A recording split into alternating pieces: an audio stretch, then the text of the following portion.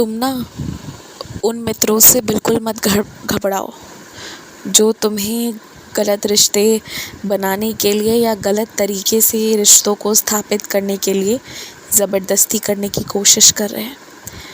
तुम बस उनसे ना ऊपर ऊपर से थोड़ा थोड़ा समय देकर बात करो और ज़्यादा बात करो ही मत। अपने आप उनका मन तुमसे ऐसा हट जाएगा ना कि वो तुम्हें कभी परेशान नहीं करेंगे। मैं चाहूँ तो बहुत सख्ती से पेश आ सकता हूँ, पल भर में उन्हें हटा सकता हूँ, लेकिन क्योंकि उनके मानसिक संतुलन को भी बनाए रखना है, इसलिए धीरे धीरे करके मैं हटा रहा हूँ, हर दिन थोड़ा थोड़ा करके।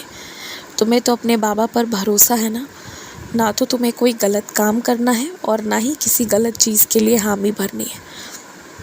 बस सबूरी रखकर कम से कम बातचीत करना है, और इसी बहाने जब तुम बातचीत कम से कम करना शुरू करोगे ना, तो तुम भी जिन संसाधनों में समय बर्बाद करते थे वो सारी बर्बादी तुम्हारी घटती चली जाएगी और तुम्हारी ऊर्जा तुम्हारे काम काज में, अच्छी चीज़ों में लगनी शुरू हो जाएगी।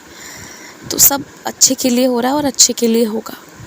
और एक और बात, तुम्हें जिस चीज़ की आदत नहीं है पर जो बहुत ज़रूरी है ना, उसकी आदत मैं डलवाऊँगा तुम्हें। पर तुम्हें प्रयास करना तो आज से ही शुरू करना चाहिए। तुम प्रयास करना शुरू करो, बाकी आदत तो मैं डलवाऊँगा और सब अच्छा होता चला जाएगा।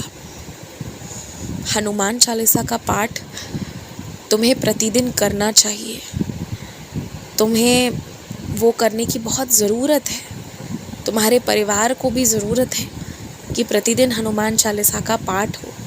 अगर सभी सदस्य राज़ी हैं, उनका मारुति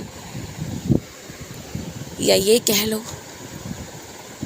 कि पवन पुत्र हनुमान पर भरोसा है, तो सभी से कहो कि दिन भर में एक बार हनुमान चालीसा का पाठ करें, और हड़बड़ा कर नहीं, एकदम शांति से, विनम्रता से करें। ये ना तुम्हारी घर पर कोई भी काला जादू, तंत्र, क्रिया करने की कोशिश करेगा ना, तो उसका असर बेअसर कर देगा। इसलिए हनुमान चालीसा का पाठ अति आवश्यक है। और साथ ही साथ तुम्हें जिन जिन चीज़ों का डर है ना, जैसे कि नकारात्मक शक्ति, यहाँ तक कि चोर डकैत का भी डर है, और कुछ इंसानों से भी डर है, जो रिश्तेदार हैं, तो वो सारे डर को दूर करेगा। जो तुम्हारे शत्रु है ना, उनका मन तुमसे हटा देगा, तुम्हारे परिवार से उनका ध्यान हटा देगा। तो एक तरह से कह सकते हो कि तुम्हारे शत्रुओं को ना शांत कर देगा।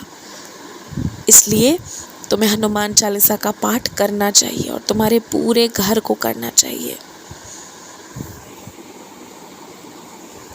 खुश रहो, हमेशा अच्छे से रहा करो। कभी कभी ना कुछ लोगों से गलती हो जाती है और तुम्हें माफ़ करने को इसलिए बोला जाता है क्योंकि वो करना पड़ेगा। अगर नज़रअंदाज नहीं करोगे तो रिश्ते ख़त्म हो जाएंगे, और कुछ चीज़ें बिल्कुल गलती से हुई होती हैं, तो छोटी सी बात को बढ़ाया भी नहीं जा सकता। वही बात है, समझ लिया करो।